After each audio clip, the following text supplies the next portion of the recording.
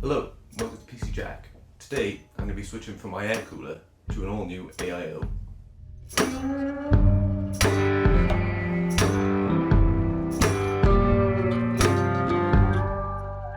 So I've been using my Dark Rock Pro 4 for quite a while now, since I got my 3900 XT, and it's a really good cooler, but it has some downfalls which are being a bit of an inconvenience for me at the moment. One of the issues being is that once it's installed in the case, everything is almost inaccessible, including my RAM and my CPU.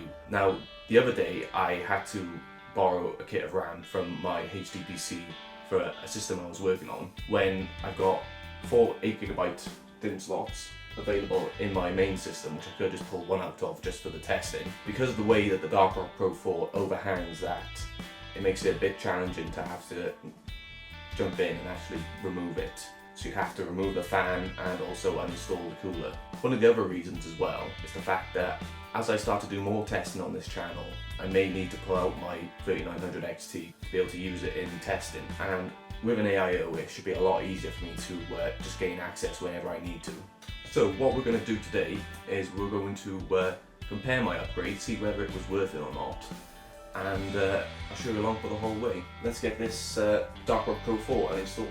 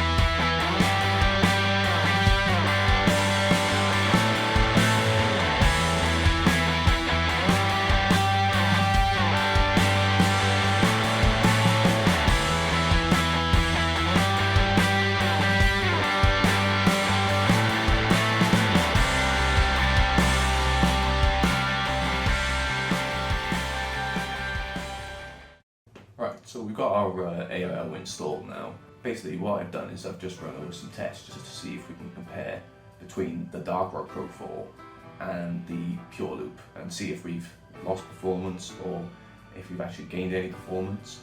So we've run Cinebench R20 first with the Dark Rock Pro 4 to measure temperatures, and then we've also done a run with the AIO on Cinebench R20 as well. So from our first test, you can see we did a multi-core test and a single core test. And on multi-core we had 18551 points, and then single core was 1281 points.